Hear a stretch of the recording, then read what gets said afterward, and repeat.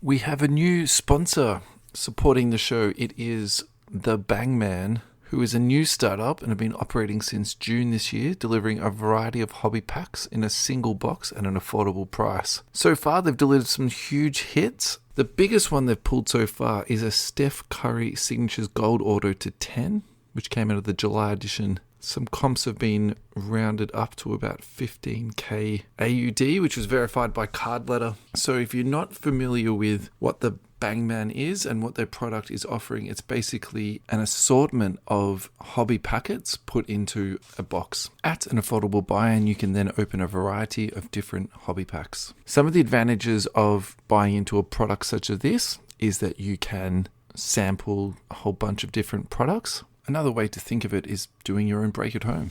The advantage of the Bangman's product is you are purchasing sealed, unsearched hobby packs as opposed to a single card repack product that has a huge range in value. Just to make the clear delineation between the Bangman's product and any traditional repack, when you buy into a Bangman product, you are getting the guarantee of the Panini seal, and then all of the hits then come out of sealed products. So all the numbered cards, if appropriate for the product, rookie patch autographs, signature cards, and of course those super short prints and case hits. Another key point for the Bangman product is that they have an assortment of different hobby packs in a custom box at two different price points, one being a gold edition and the other being a silver edition. Each month, the Bangman changes up the pack so it's not the same constant lineup. For listeners of our podcast, we have an exclusive deal for you. Use promo code youcantcompthis to get a $15 discount off your next purchase. Find the Bangman on Instagram, the.bang.man, and on Facebook, The Bangman. Thank you so much, Amir and Team Bangman.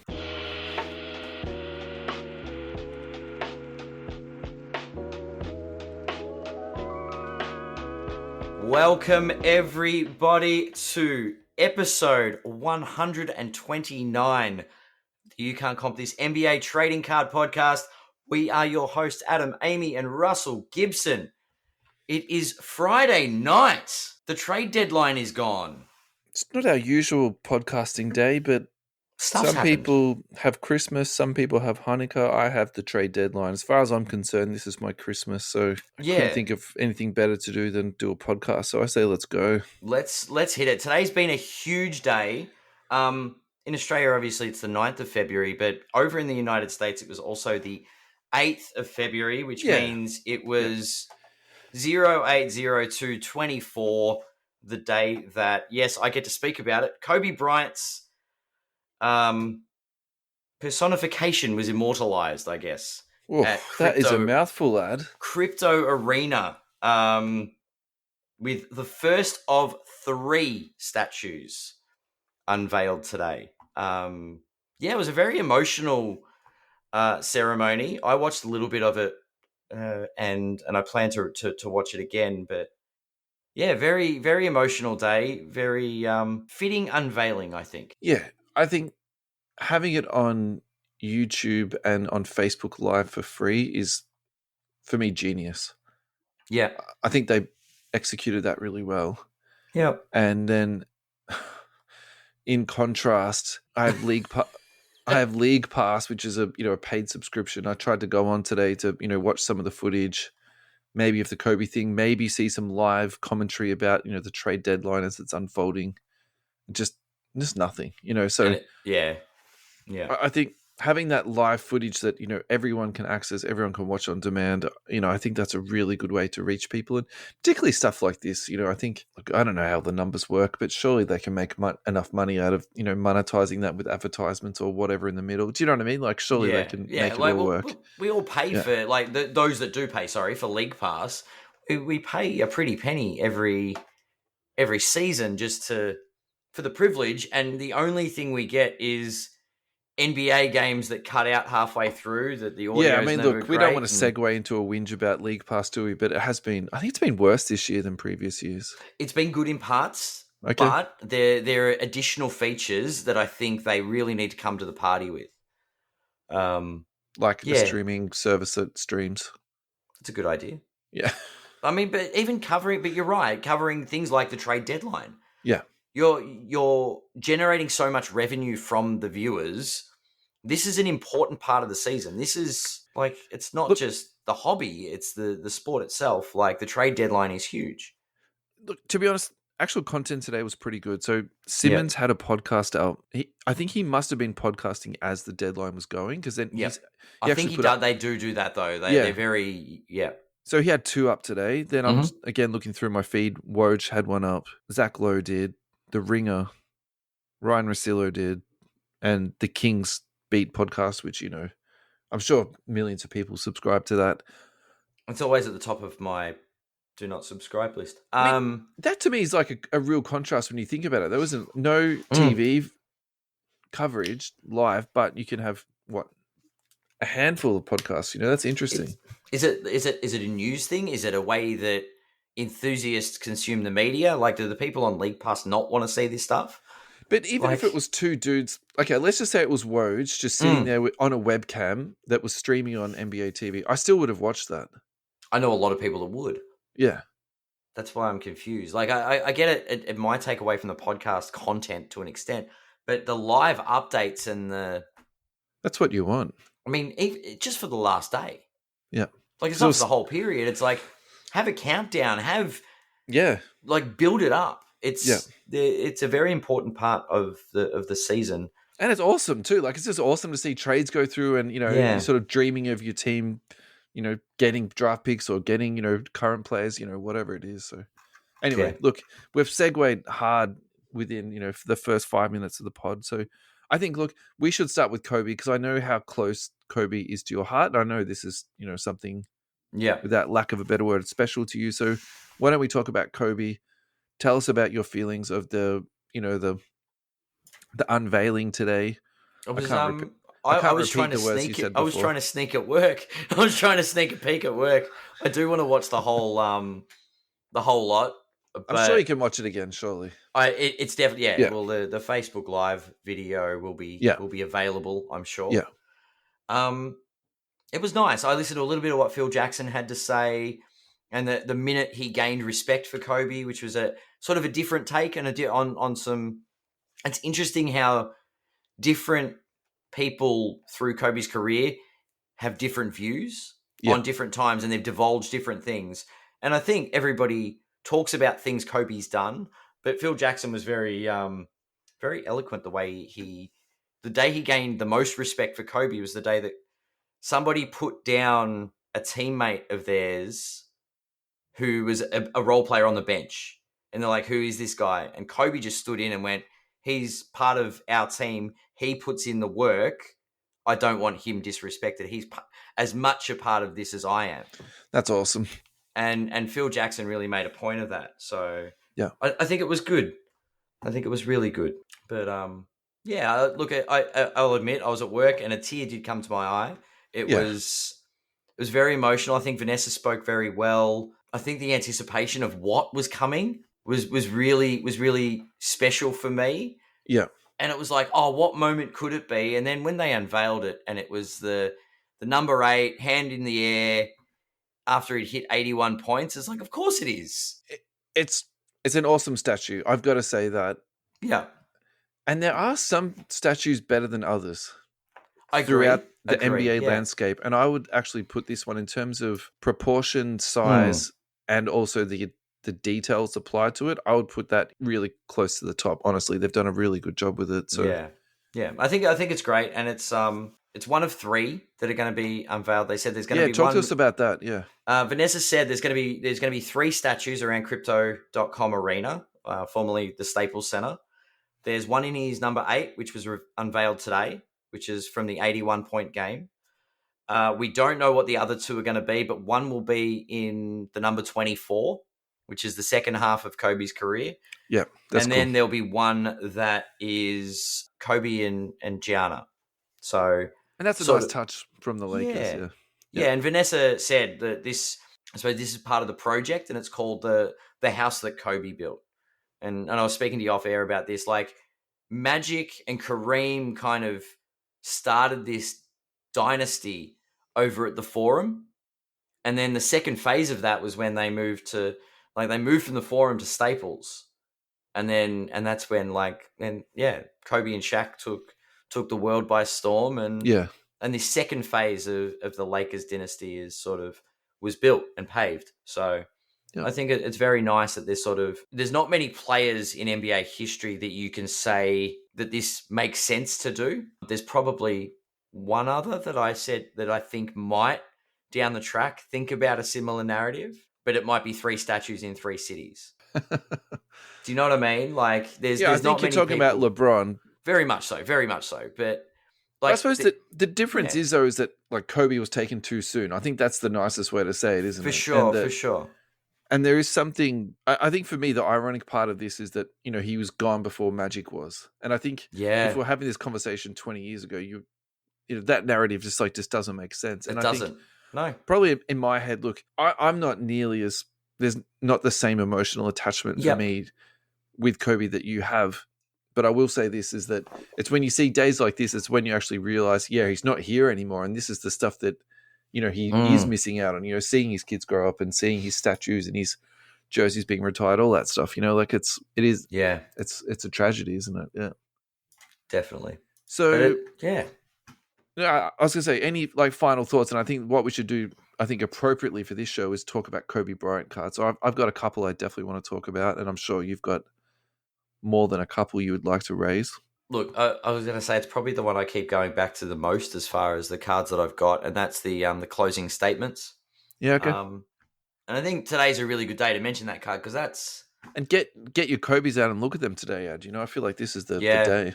Yeah, that's a good point. I've got my case tucked away at the moment, but yeah, that's something I will do. I did reflect a lot after seeing the unveiling, and yeah, it was one of those days like that closing statement to be there for a part of history. That means a lot to me. Like I've seen a lot of the statues at Staples, and now I guess it's on the list to get back to crypto and see these.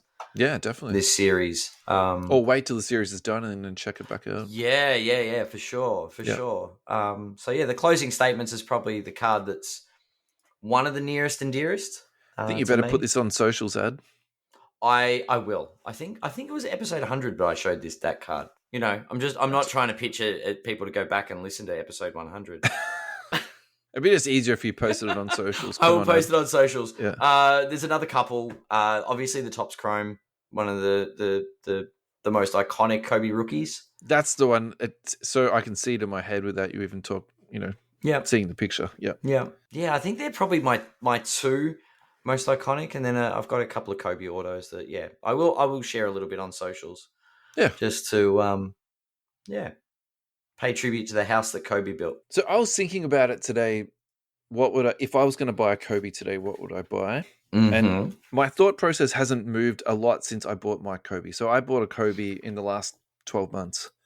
Yep. I got a 2012-13 Elite Signatures on-card autograph, numbered to 199.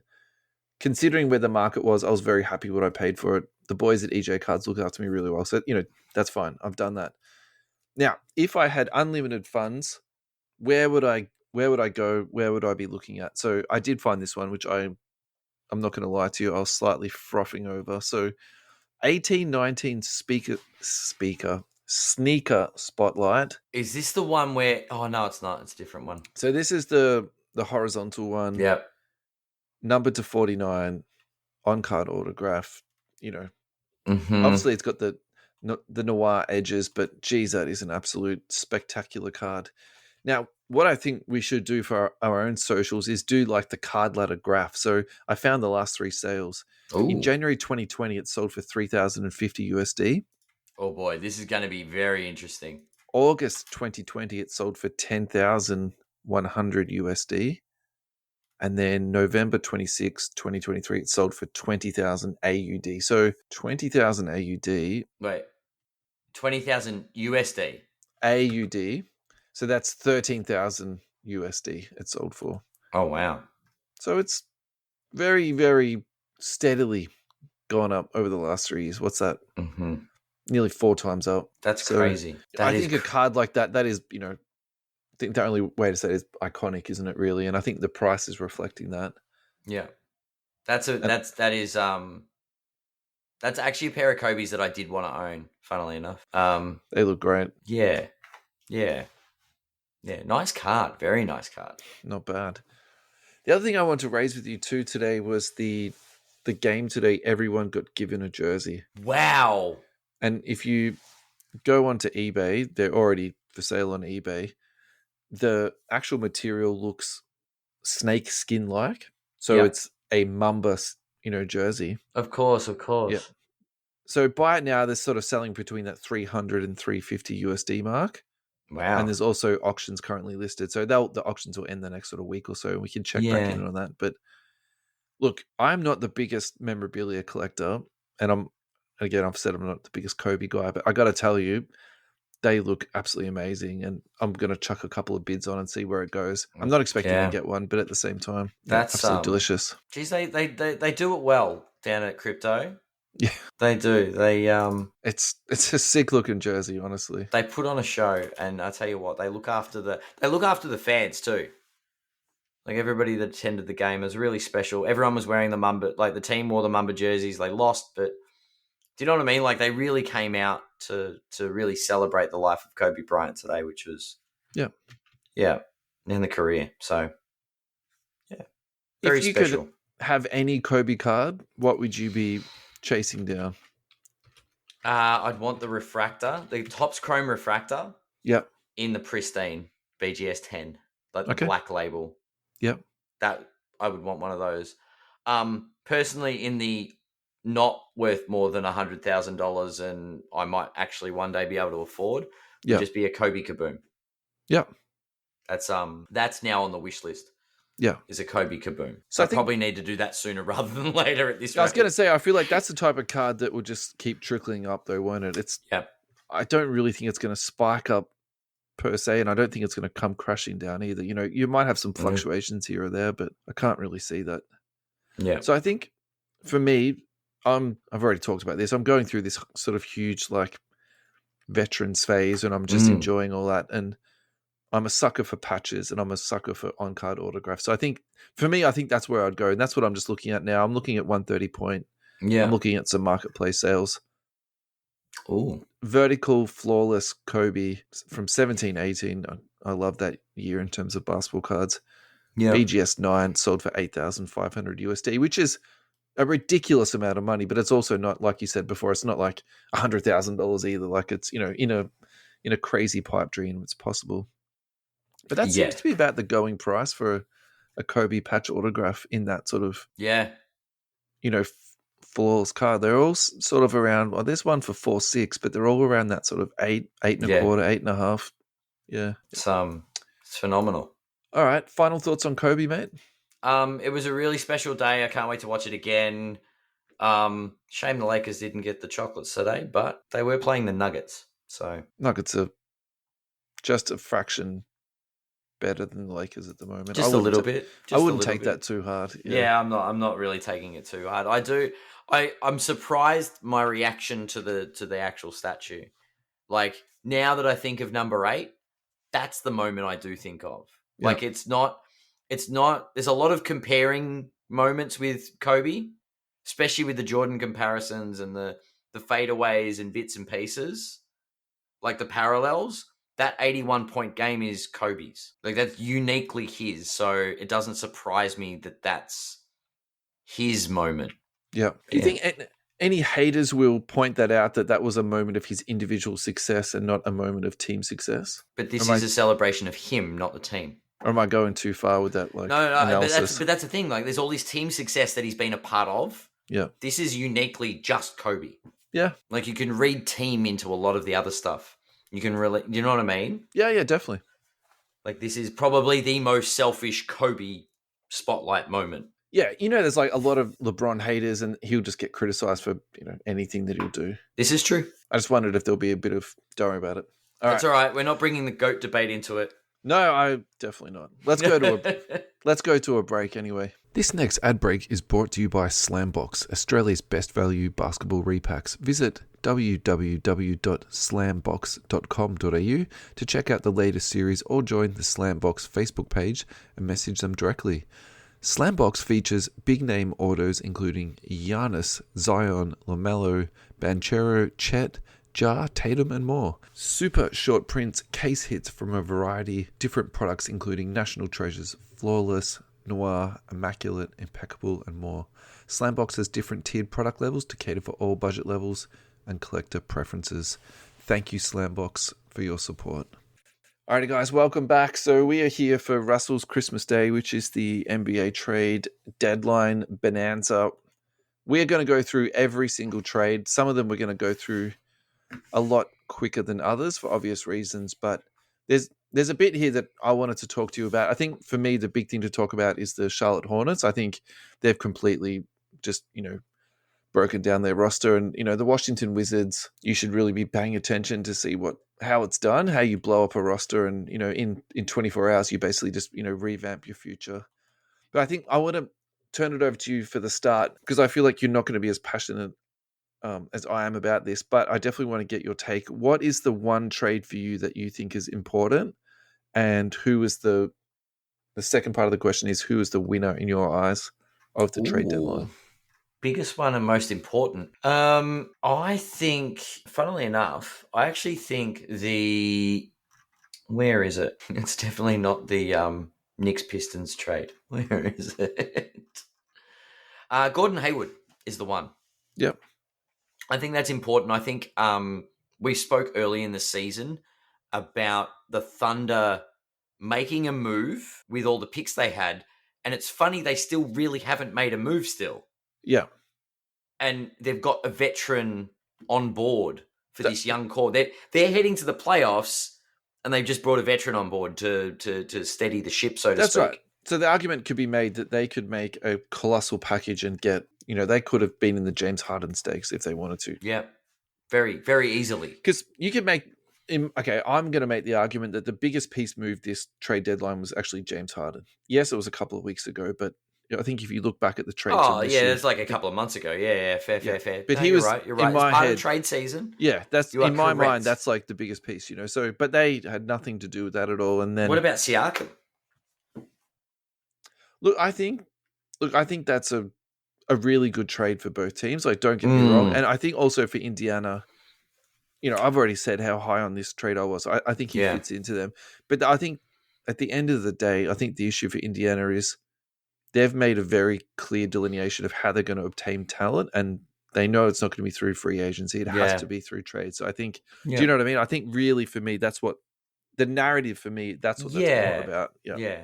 Look, I think I tend to agree with regards to Harden. I'm more, I guess I'm focused around the February trades. No, that's yeah. Of course. Talk to me about Gordon Hayward, because actually that's not the trade that I had in my head. So I think this is good for us to break down a difference. So why do you think this is so important? Well, Gordon Hayward is, you look at what the Hornets are at the moment, and it's pretty obvious from what's happened that the Hornets are blowing everything up. Yeah, definitely. Like they realized how bad Washington are, and they're trying to be worse to try and fight for extra picks. The irony is they'll probably be still better than Washington, but at least they've got... They don't have Jordan Poole. They can't be worse. Yeah. But what they're doing is they're giving Gordon Hayward an opportunity. He's a veteran, and he's had some good seasons, but they're giving Gordon Hayward an opportunity, and the Hornets are starting to get pieces, right? So they can waive people, they can mash people around. They're accumulating picks to make other transactions in the future, and I think they're sending a clear message, which is the first time anyone's been clear about anything with Charlotte at the moment, like in a very long time. So I think they're signaling very clearly they're rebuilding, and they know what they're rebuilding around based on the moves they've made. Yeah. Right? Yeah. Gordon Hayward now has an opportunity at a team that is one of the best in the West, and they haven't given up much to do it. Yeah, so Gordon Hayward was traded for Vasily Micic, Trey Mann, Bertans, and 2 second-round picks from Houston and Philadelphia, and some cash. So really, that's just a salary filler, to get the deal done. There's nothing really for me that's significant. Look, I think obviously the person I think with the most upside is Trey Mann. Yes. It's an interesting one. Like, it's an interesting But part of the deal, but I think if that's the best player that you're getting back, like we're really talking about, the edges here. We're not talking mhm, about, something's, going to move the needle enormously. sure. So I where think, do you think yeah, Hayward fits into the Thunder rotation? Because this for me is not cut and dry. I think he's a good backup. I think he's a good role player. And I think he's veteran leadership for a group of young, enthusiastic players that are excited about to make their first playoff run. Yeah. So you think he's not so much going to be playing 35 minutes a game. You think he's going to be just 20 talking to to them. 25 minutes, role Yeah. playing off the bench, giving advice to those players they've only been in the league a few years, and steadying the ship, so to speak. Yeah. So like really giving some reassurance to that young core. So ESPN has this thing called depth charts. And it is Mm-hmm. amazing how quickly they update them. And look, I don't think it's always accurate, but at the same time, they're pretty good. So they've got Gordon Hayward on the second unit playing small forward and power forward. Really, Yeah. Yeah, look, I I can see probably it. I can see I it. probably agree with that. He's got a history of injuries, so I don't know. I think he's very versatile, and I think he fits in their system because he will fit, especially if he's on a successful team. Yeah. Yeah, All interesting right. trade. I thought it was I thought it was good. I thought it was really good. So I think for me, the winner is the Knicks because I actually think they got the best player on trade deadline, which was Bogdanovich. I probably rate him a bit more Yeah, than Hayward at the moment. Look, I think Hayward is probably a better shot creator, but I just feel like his athleticism's declined so much now that even Bogdanovich, who is 35 years of age, I still sort of yeah. in my head he can just do a bit more and he's a bit more mobile, and also his shooting is excellent. So Mm. look, I'm really going to just lean into what Simmons said today. I'm not even claiming this is my own, but basically how he explained it was Bogdanovich is going to be perfect for the Knicks because he'll play the second unit minutes and he'll be the go-to guy, which is what they didn't have before with Jalen Brunson. So that's, where he fits in. Mm. I think for me, the other reason why I think this is such a good trade for the Knicks is they didn't give up any future assets. They just basically traded off, pieces that, again, Future second round picks are literally like look, it's not. They're not even really picks. I'm not fussed about that at all. I think that's totally fine. I think also Yeah. too, the other thing you need to keep in mind here is Evan Fournier, who's basically been playing just like did not play coach decision the entire season. Yeah. To replace that with Alex Burks, that's the other one too, because this is to me like where I think we do need to have a bit of conversation around Thibs, and we've talked about this with OG, right? We know he has particular guys. There's also a Mm. part of my head where I'm like, I don't think Bogdanovich is going to be playing crunch time, but maybe Alex Burks could be. I actually like It's him in terms interesting. of he's like a bit more rugged for me, and I can see him like getting a bit of time. Look, I think in terms of Solid. fantasy, I was going to say fantasy wise, but card hobby wise, which is also a fantasy, isn't it? Really, I think for me, what I'm looking at here is Quentin Grimes and Malachi Flynn. Yeah. They're the ones who I think have probably got the most upside in this, but they're getting sent to the Pistons, who is just, it's just a bit of a mess at the moment. And I do wonder with losing Bogdanovich, actually, they're going to be worse. Yeah. Because you were speaking about it before with Gordon Hayward being like the locker room presence. I find it difficult to believe that he was a bad locker room presence there. So how is Mm. getting rid of him going to make it better? That's what my sort of fear is for the Pistons, and they've been historically bad this year already. So I don't know. I've been on the Slack with a couple of mates, basically talking about the Pistons, and there's a new prediction that they're going to get over 10 wins now. look, Jaden Ivey's There's been only playing. 3 to go. That's a low bar, but Look, Jaden Ivey's been playing better. Cade has mm. actually been playing excellent. I think if he was on a team that had a winning record, he would be an all-star. I think that's not outlandish to say something like that. I wonder how this ends for Detroit because there's some talent there. Yeah, they've got talent, but I just think the next couple of years is going to be really, difficult to manage. So For sure. So look, I think if we're talking about, hobby upside, yes, we can talk about Malachi Flynn, but I think actually for me, the winner of all of this, losing Alec Burks, losing Bogdanovich, I think this is going to be more shots for Jaden Ivey. And I think that's the True. one for me that I've sort of really been keeping like a bit of a sort of a half eye on. And then, of course, Cade Cunningham, that gives him a couple more Mm. shots. I think the other Detroit piece to talk about here too is Killian Hayes. So Killian's been waived. I know Al, a friend of the show, can we say he's heavily invested, or can we say that he just He loves? used to be invested. Yeah. I don't know. I can't imagine he's been accumulating much Killian Hayes. Look, it's I a know tough. he was focused on Killian Hayes a little while back. If you get waived from the worst team in the league, where do you go to next? Particularly when you're that Washington. high of. Oh wait, what? No, yeah, I don't. Look, I feel can I? like All jokes aside, that's actually the stuff that Washington needs to be doing. They need to be taking flyers on young kids. did they waive Jordan Poole? Look, That even if they waived Jordan Poole and picked up Killian Hayes, I'm not so sure that would actually fix the stink per se. So, all right, oh goodness. I think if we can do this, let's give this a go. So I think we should talk about the Charlotte Hornets, because I think for me they've been the big movers and shakers this.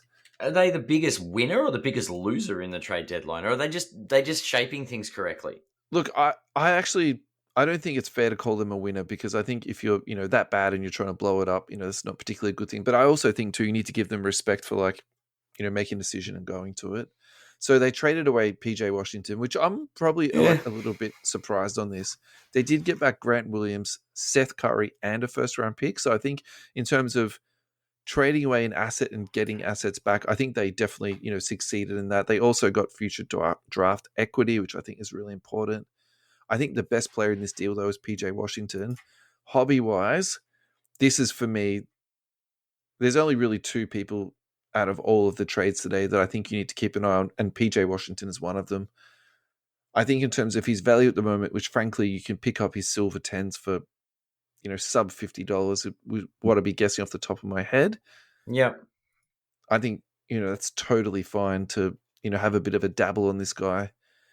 If the Dallas Mavericks make the playoffs and he's playing as well as he could, like he's a skilled big guy, I think he'll fit really well with Luka, because I'm bringing the stats up right now. So Luka's already got Lively to play with in terms of a rim rolling big. They've also just picked up Gafford. That was another trade that the Mavericks picked up today. So I think they've got enough bigs around him, which lets PJ do PJ stuff, which is shooting. He can dribble the ball a little bit. He can play pick and roll a little bit and basically just play off these guys. I think he's going to fit into this team really well. I like it a lot.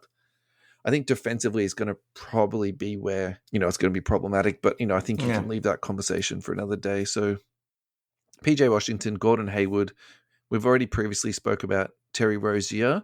They then waived James Bouknight today too, which was a little bit of a story that went under the radar. To be honest, someone texted me today to talk to me about this, and, I hadn't, picked it up at all. So I think for me, where this is a little bit tricky, or where I don't like this, is that he was the number 11 pick not that long ago. Yeah. Keeping in mind that they also drafted, no, let me rephrase that. They acquired Kai Jones on a draft day trade, and they've also waived him. So you could effectively say they've thrown away 2 first-round draft picks. If you want to be picky about it, you could say 3, because we're talking about now PJ Washington, and Bridges has been an absolute head case. You could almost say 4. And I think for me, that's very, that's very wasteful. It's very frustrating. So let's take 2 seconds now just to quickly look at the depth chart. My love for these depth charts is going to come through on this episode. I feel like Russell's got a new obsession. LaMelo Ball, Brandon Miller, Bridges, Grant Williams, and Nick Richards is going to be their starters. Look, I'm fine with that. I think if I'm nitpicking a little bit, I'd like to see Nick Smith Jr., who was their draft pick last year, be put into the starting lineup. Push Bridges to the 4, push Grant Williams to the 5. I think that will be a fun, run and gun team. Look at their second unit, though. Seth Curry, Cody Martin, Leaky Black. I mean, this is getting bad in the second unit. Nathan Mensah, the third unit. Vasily Misic, Bryce McGowan's. They've got Miles Bridges and Grant Williams. They're talking about, rotation pieces. Then you've got Trey Mann, who they picked up from OKC. I'm actually surprised Trey Mann isn't maybe in the third unit, but okay, that's fine. Yeah, it's actually very, very weird. It's bad, isn't it, right? JT Thor is in the 4th unit, and then that's it for the 5th unit. It's all the same. So look, I think depth is going to be a problem for this team. We know LaMelo Ball is out. probably for the rest of the year. I don't think they're going to be rushing this Yeah, kid they're back. not rushing him back anytime Not soon. for this Seth team. Curry and Grant Williams are both day to day. Like, Yeah. I don't know. So look, I think for me, the hobby action here is Brandon Miller. I think you have to keep an eye on this kid. He's going to get a lot of opportunity. Yeah. Like, a Miles lot of opportunity. and Miles Bridges is the other one. I think, and then I think for a deep cut, you look at Nick Smith. And I think Nick Smith is sort of, like a bit of a prospect. Look, I think he's got size. He's got the shooting numbers there. I think he's probably got enough to be an okay defensive player, maybe even above average. But, so that's my two hobby takeaways. So if you want to turn off the podcast now because you're not going to get really any more hobby tips, it's PJ Washington for me and Nick Smith are the ones I would be. Yeah. Is there anything else that happened at the trade deadline that we just one more thing about Charlotte? Sorry. Oh, we're still on the Hornets. The other reason why I want to talk about the Hornets is I want to go through their draft equity because I think if you're bottoming out this bad, right, you need to know where your draft picks are. So did they trade for anything? So this year's draft pick they owe to the Spurs, but it's protected 1 to 14. So they're going to be bad. They're going to keep that one. They're going to keep that pick, right? Now, this is where it gets really good, though. So basically, until 2030, they've got their own picks. So do they round have extra picks? They've got a few extra picks, yeah. So they've got a pick from Boston, second round pick in 24. They've got a second round in 2027 from Portland or the Pelicans. A second from the Clippers in 28. A second, and that's it. Sorry, I lied. Do they have any first round picks? Extra ones? No extra first. But they don't have any assets. How do you acquire first round picks? Trading assets, and they didn't really. So they did get a pick today from Dallas. That isn't in this list. It just hasn't been updated yet. So is it a pick swap or a? I think it's just a straight up first round pick. 2027 first round pick. Yeah. Yeah, I can see that. So look, I think if you're a Hornets fan, I don't want to beat down on you guys because look, you do have something to be optimistic about. They've blown this up. They've put their line in the sand. They're building around LaMelo and Brandon Miller. Bridges, I'm okay with that. That's three, pretty decent pieces. They've got all their draft picks moving forward, plus an extra one. It's okay. I think it's going to be okay to be a Hornets fan. They're not going backwards. They're not the Washington Wizards. They're not the Houston Rockets of last year. And look, I was very, very critical of them last year, and you can see what 12 months makes, Yeah, true. All right, let's smash through the rest of these trades, Ed. I'm trying to see if there's anything that really catches my eye. I was just going to go to the top and just go through the whole lot. All right. Pacers receive Corey Joseph, a second-round pick, and cash. The Warriors receive a second-round pick. Corey Joseph, in a separate report, is going to be waived. So he'll come out. I feel like next week's All-Star Week, but like the waivers episode is going to be the interesting one. Yeah. Celtics receive Jaden Springer. 76ers get a second-round pick. That, to me, is just a straight salary dump. Yep. In a separate move, the Celtics receive a second-round pick and the Blazers get a Danilo Banton. Look, I like that kid. I think in terms of hobby, though, geez, that's a really deep cut, and I don't see him doing a lot there at all. Yeah. The Kings get Robin Lopez and cash. The Bucks get the draft rights to Demetrios Agavanis, and Lopez has been waived already, I'm pretty sure. So nice. So we've got Robin Lopez in the free agent pool. Thank you to our sponsor, EJ Cards, a small but motivated company specializing in cards. EJ Cards believe passionately in great bargains and excellent service, which is why they commit themselves to give you the best of both. If you're looking for something new, you're in the right place. EJ Cards strive to be industrious and innovative, offering customers something they want, putting their desires at the top of the priority list. Find EJ Cards at www.ejcards.com.au. The Grizzlies have waived Oladipo. That was a separate thing. Yeah. Now, this is the complicated trade. The Sixers get Buddy Hield. The Pacers get Furkan Korkmaz, Doug McDermott, a second-round pick, another second-round pick, and some cash. The Spurs get Marcus Morris, a second-round pick, and some cash. So, look, this Buddy Hield thing is, to me, very Daryl Morey. He loves tinkering with his roster. He loves getting, just assets. The thing about Buddy, though, is he isn't like an elite three-point shooter. And again, we know what Daryl values is 3-point shots in the restricted, like at the basket and free throws. So obviously he ticks off the 3-point. Look, I think Yeah. Embiid's injured at the moment, but I think having shooting around a big like Embiid is never a terrible thing. The plan I is Embiid's going to be back before the end of the season, right? So that the Sixers can make a run. you hope. Yeah, he's not going to win the MVP because he hasn't played enough games, but he will be back. I have a funny Buddy Hield anecdote actually. When I was in Chicago, the Pacers came to town and I had okay seats, but I was down the end. I was behind the backboard Mm-hmm. and I think I was in, say, row H. So I wasn't like courtside, but I was also not Yeah. that far away that I could still hear some of the chatter. Buddy Hield was like yapping to the referees, and I heard it vividly. Rick Carlisle yelling at him basically just to shut up and like sit down before he got a tech. Oh, this is going to go down like a lead balloon. Well done, So, Philly. You found a way to screw it again. no. So my Buddy Hield take here is that, sometimes teams want to acquire players, but they also want to get rid of players. I actually wonder if he just grinds Carlisle's gears, and it's like, I'd be very happy if this dude is gone. Really? No, seriously, it was. Did they not just upgrade Patrick Beverly? Just another yappy one that can actually shoot? I don't know. I look. I couldn't get that thought out of my head after I saw him get traded. I was like, it's very rare for a coach to say to a player basically to like sit down and shut up. Yeah, true. I don't know. Buddy Hield's been on the block for he's been in trade rumors for the better part of 3 seasons. He was traded to the Pacers not that long ago. I actually hadn't heard a bunch of trade rumors for him. I was a little bit surprised by that actually, particularly with the way the Pacers play. Well, he was last year. It was all about going to the Lakers with Turner and those rumors with the Lakers, though, man, are created by Lakers involved. fans. You can't actually they're created believe by that the crap. Clippers. No, they're not. To unsettle Lakers fans. The Bucks get Patrick Beverly and the 76ers get Campaign. Look, this for me is just, shifting around deck chairs. Look, I'm a bit surprised that Beverly was given up on because, again, like that's Daryl's boy, so. Is it though? I don't think so. I think James Harden's got some things to say about that. Yeah, probably. The Suns receive Royce O'Neal and David Roddy. The Grizzlies receive a first-round pick swap. Yep. Shimizu Metu and Yuta Watanabe. So I'm super surprised about that actually because, I know KD loves Yuta and he's been shooting the absolute lights out this year. So I'm a little bit surprised by that. In saying that, Royce O'Neal is a 3-and-D guy. So yeah. I think that does actually probably improve their roster.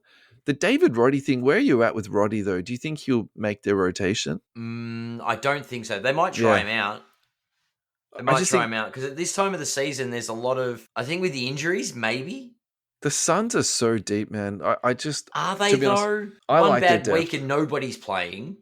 Yeah, sure. I don't know.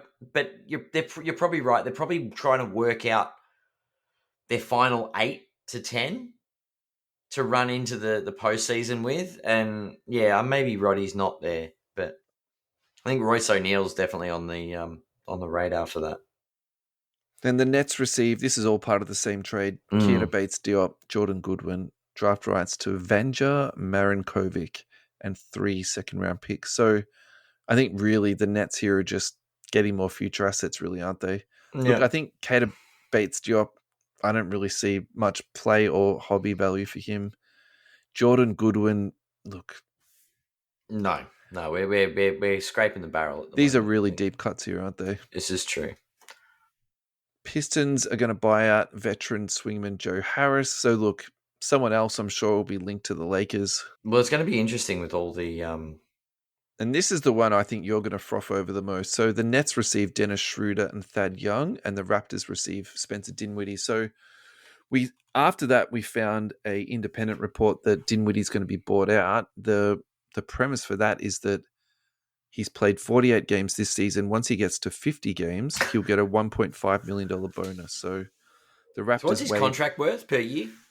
18.5. Yeah, so they're worried about 1.5 million. They're paying the guy 18.5. He plays Look, more than 50 games. Save it. I suppose if you can save it, you save it. And also too, being pragmatic, I'm not so sure the Raptors are trying to win this year. So maybe that helps their plight too. And yeah, I actually don't mind a bit of salary dumping, to be perfectly honest. But yeah, it does seem a bit tight, doesn't it? It's So look, I he's don't going to know. be waived. So I think this is where I think we talk to you and your Laker fandom.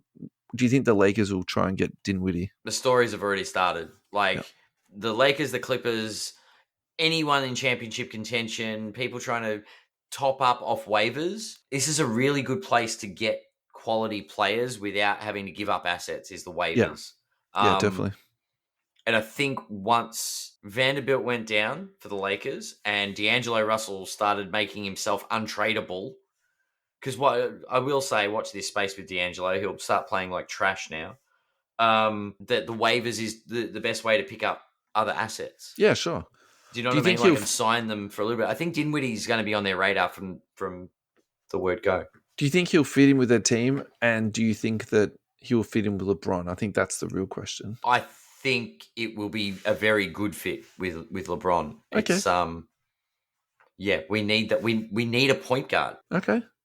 We need someone to run the second unit that isn't LeBron James. Apparently, Gabe Vincent's decided he doesn't want to play basketball. He just get his $10 million and I stay mean, injured. to be fair to that, look, I know. I'm just they salty want that Gabe. every time they pay. They want Gabe Vincent out there. I think he's just mortally wounded. The poor guy. Yeah.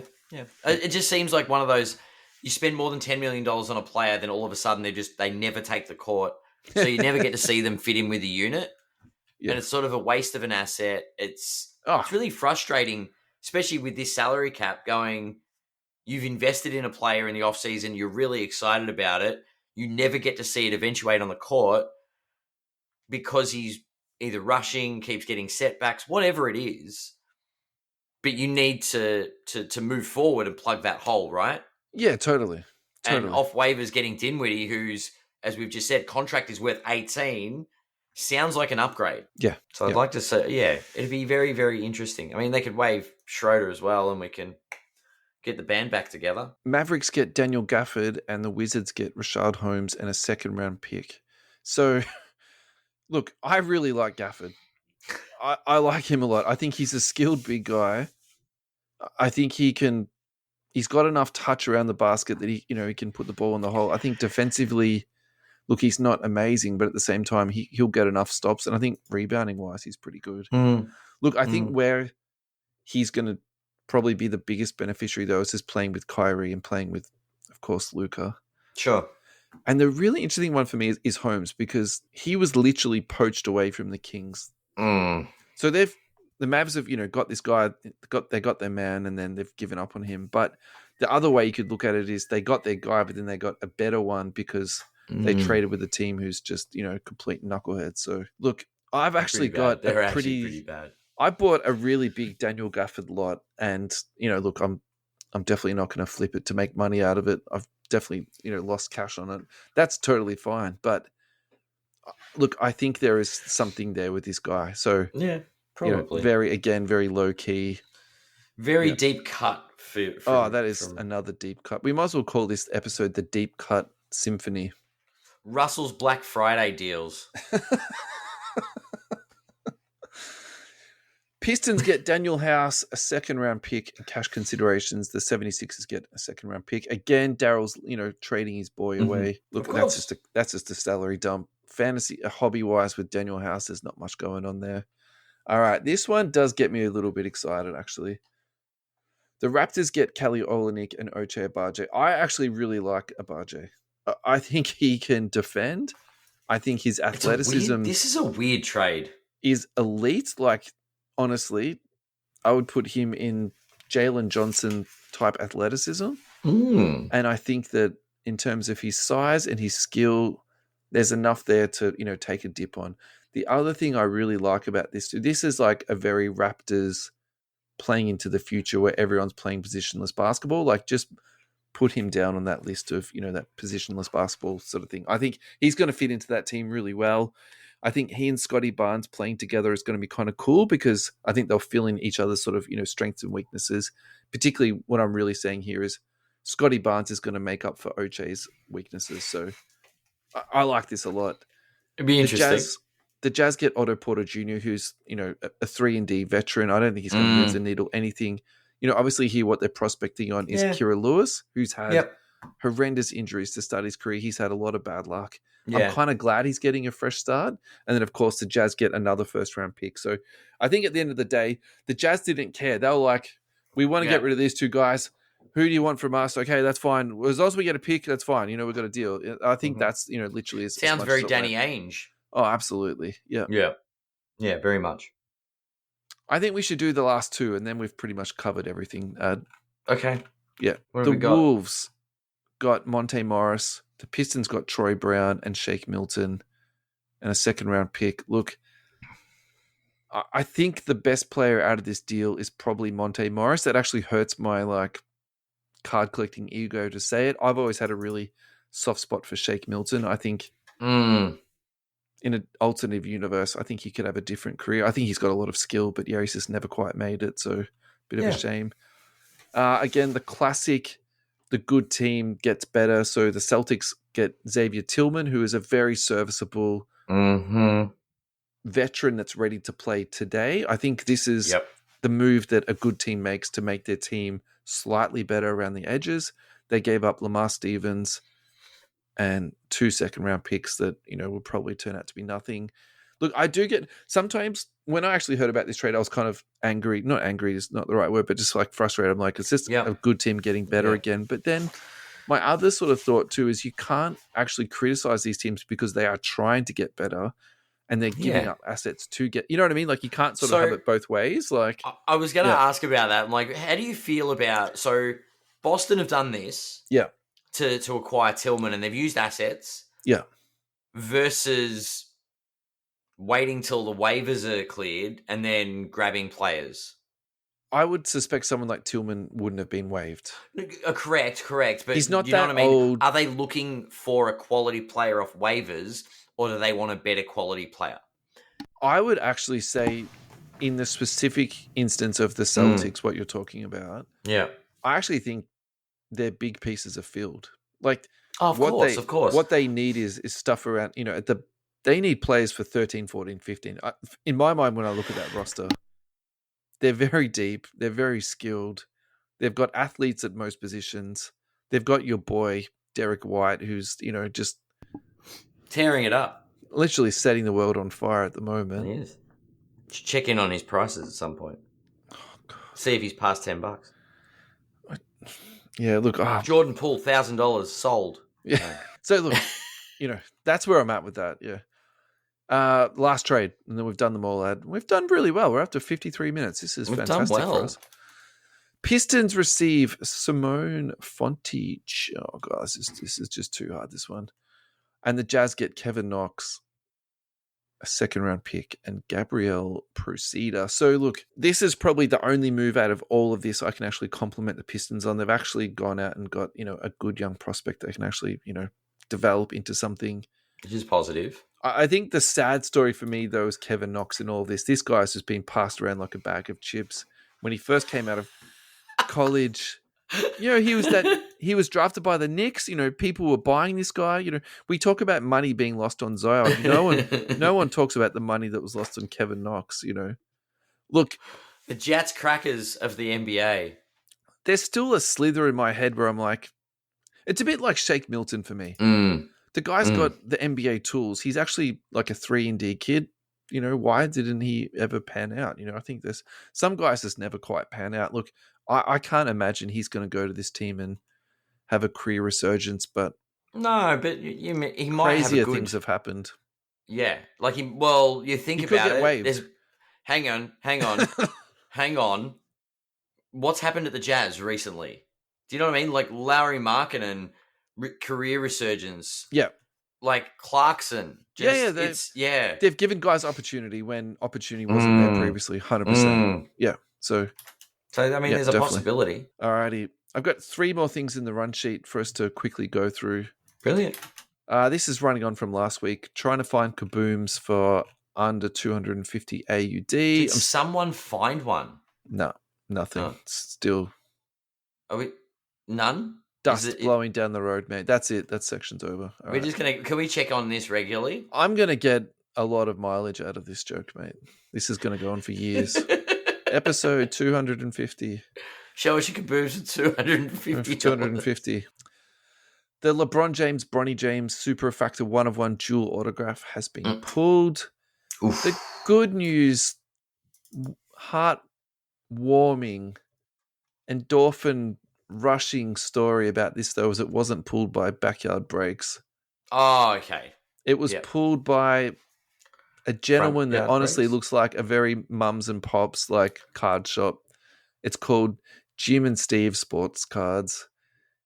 He kind of looks like a middle-aged guy like us, just like frothing over this, Did card. he know what it was? Did you imagine like if like is it a Pokemon card? No, it's a Can I basketball be honest card. with you with this guy? I reckon he's owned and worked this card shop for the last 45 years. Really? I am certain he knows what's up. It's pretty cool that he's the I'll one that pulled it then. I'll share this onto our socials because I think this is like a very good hobby moment. I think that's the best way to say it. Yeah. And I think we should close the show with this one. This is from you. A card ladder comparison. Yes. Nikola Jokic, BGS 9.5 select gold number to 10 die cut rookie card. It was an interesting one, wasn't it? Last sold for $10,492 exactly. Card ladder valued it at $10,832 Mm-hmm. versus the LeBron James refractor rookie card, BGS Yes. 9.5. Last sold for $11,590. Mm. Card ladder values that at $9,251. I will leave this as an open floor discussion for you, Ad. Look, it's the gold is number to 10, right? Yeah. I'm taking a number to 10 card over a... Actually, I want to know the pop count on the LeBron. I think we should start at the pop count of LeBron. And I think you've said the right thing in terms of pop count of that. Look, I think if I'm being brutally honest here, let's just put the population aside for a second. The fact that a die cut sold for 10,000 USD to me is like, that is the part that's blowing my mind the most because, Really?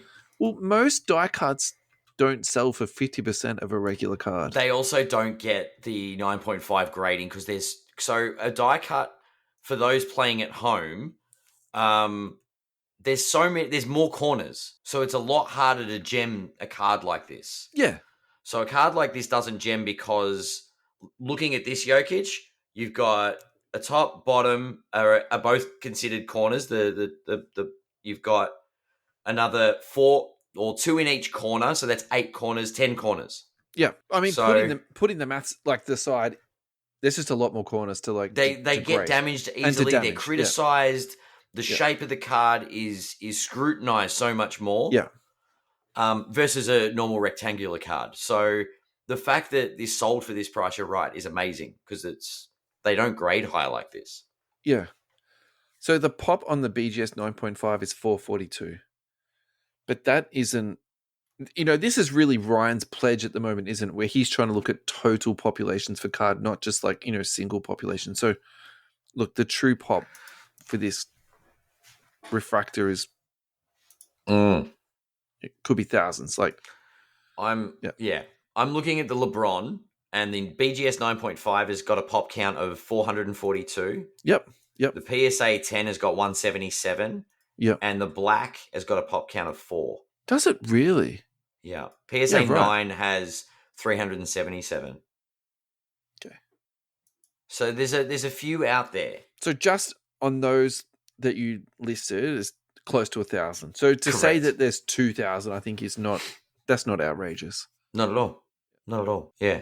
So look, I think this actually really just comes back to the conversation we were having last week, wasn't it? I think this is a price based on pop and, not too much more about it.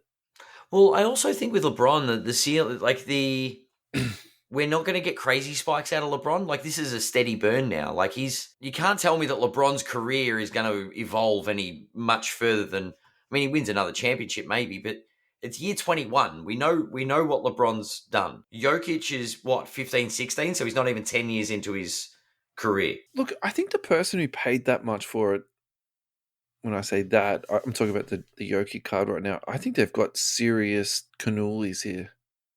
Like, that is not a risk-free purchase. Whereas a BGS LeBron's not going 9.5, down. you Yeah. know what I mean? I feel like Agree completely. in sports cards, is there a safer card to buy? All right, so year 10 LeBron, are you 'Cause buying a numbered LeBron for like a crazy price thinking LeBron's going to be one of the greatest players of all time? I personally think Yeah, the refractor is safer than a Jordan rookie, just for the fact of like how many Jordan rookies there are, how many rarity. faked ones there are. Like, Sure. do you know what I mean? Like, for me, that's just so difficult to navigate in my head.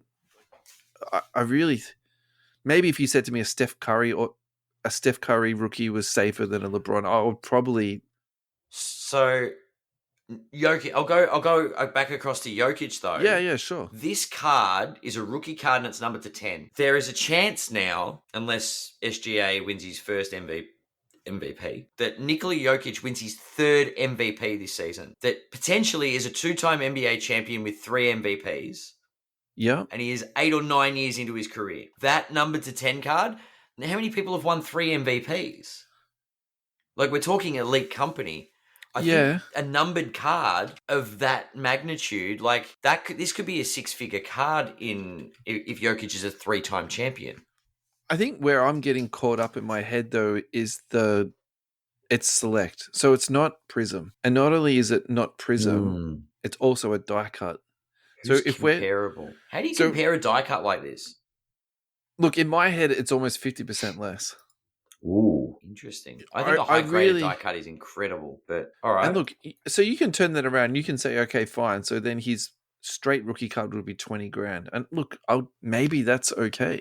I'm gonna BGS 9.5. Stuff it. Oh wait, but for those playing at home and not watching, because Russell's not watching my screen, I'm bringing up Luca. I should bring up the select. Actually, I'm not playing fair. Can we get a select Luca? Select Luca's not even on the front page. Oh, gee, select is really You might need to go to 130 point maybe. No, we've got concourse base, courtside tie-dye, numbered to 25. Yep. I was trying to find a die cut. Sure. Premier level base die cut. Okay. Die cut to 249 last sold for, hasn't been sold since August 2020. Last sold for 1750. It sold in 2020 for PSA 1750. 10 sold the 249. I'm trying to find a lower numbered. The problem with that a little bit though too is the time that it sold, right? That's like sort of crazy times. Yeah. Okay, so the BGS 9.5 of the numbered to 25 select Luca. Yeah.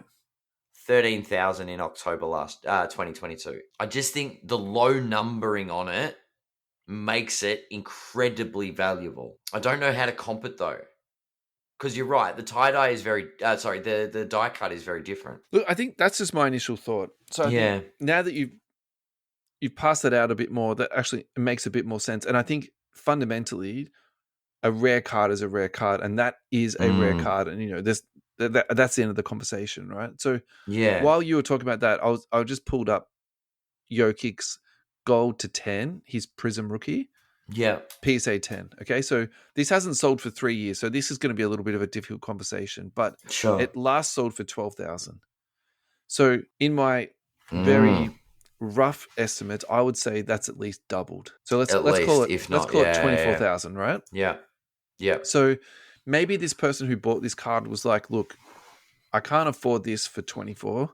What is the best card that I can get in that 10 to 12 sort of range? And maybe they were like, this is the rarest card that I can get that's gold, high graded, for him. So I think when you're using that type of rationale that I completely just fabricated in my head. But this is all hypothetical, right? Like we're trying to crystal ball predict the future. Oh, for sure, yeah. Like, okay, so let's stick with that crystal ball. So that 10 of the Jokic, is that going up or down in the next 10 years?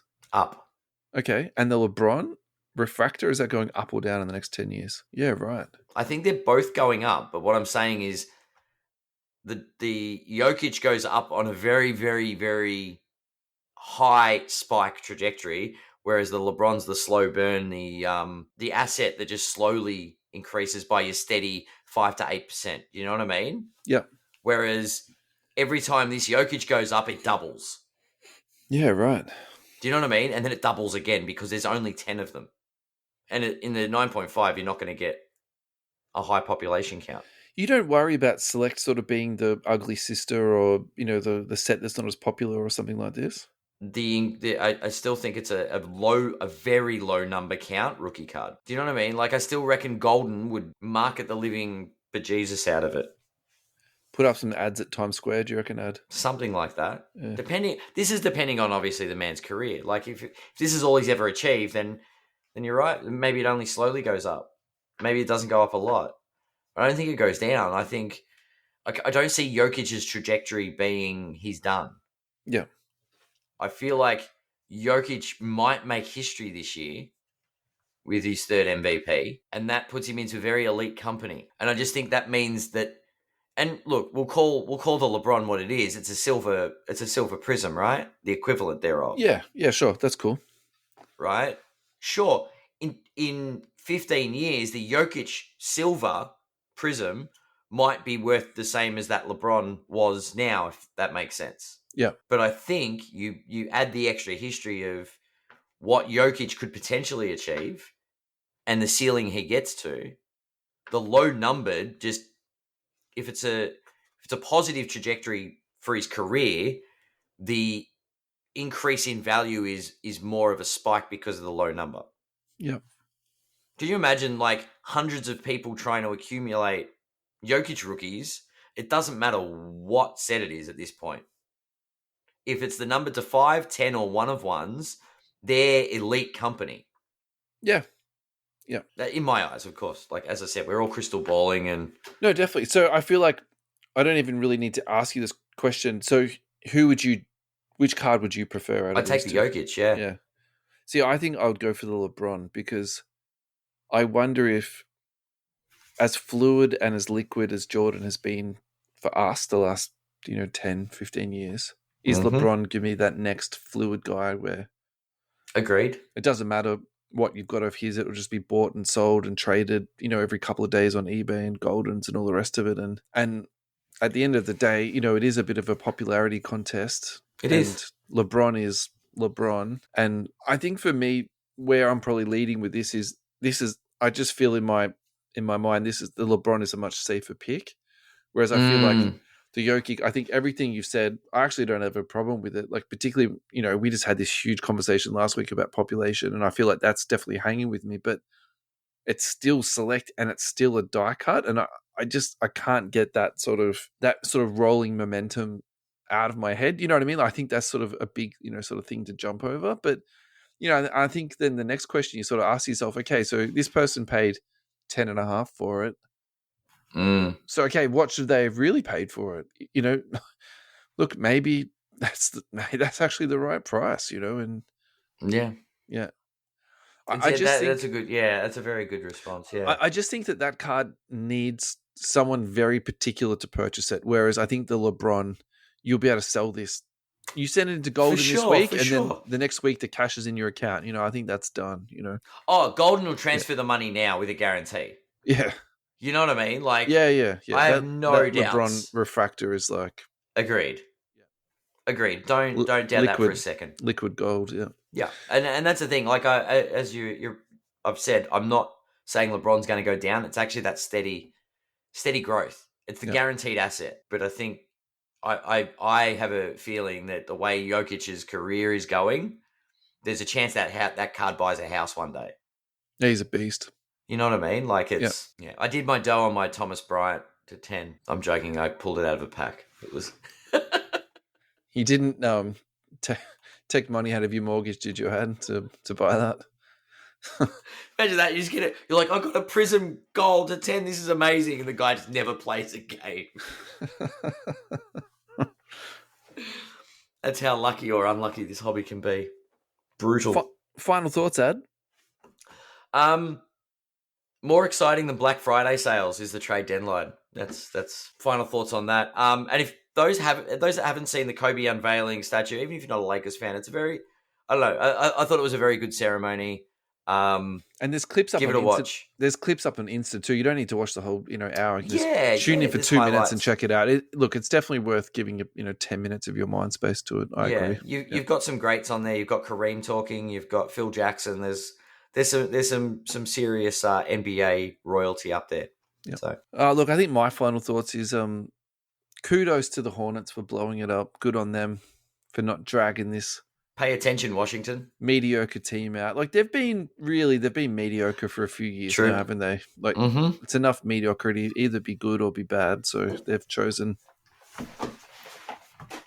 And why not? So who else should be blown up now? Okay, let's. This is what I want to close the show with. So who else should have been blown up? Turning into the Lord of the Rings. We're gonna have about 6 endings. We blow up Washington. Not literally anyone that tries to.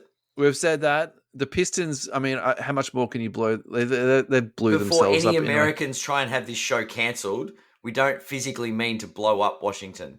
The Spurs can't blow themselves up. The Spurs aren't blowing it up. They're gonna glow up in a couple of seasons. You watch. The Blazers haven't. Who could they have traded away? They blew it up when they got rid of Lillard. Maybe Jeremy. Yeah. And then the Grizzlies have been trading away assets. So actually, Grizzlies are blowing it. I can't really criticize too many more teams, can I? Celtics. The Clippers should blow it up, in my opinion. That's just because I don't like the Clippers. They're currently 4th in the West, man. Correct. They just blow it up. Give up. You know you Do you know who the best team in the West is? Okay, this is it. Let's end on a positive. Don't. Why don't you say that? Who's the best team in the West at the moment? Oklahoma City. Minnesota Timberwolves. Oh, good. It's not the Clippers. Whew. Yeah.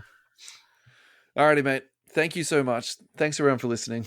Thanks for a great evening recapping the trade deadline and listening to my Kobe stories. Thanks, everyone.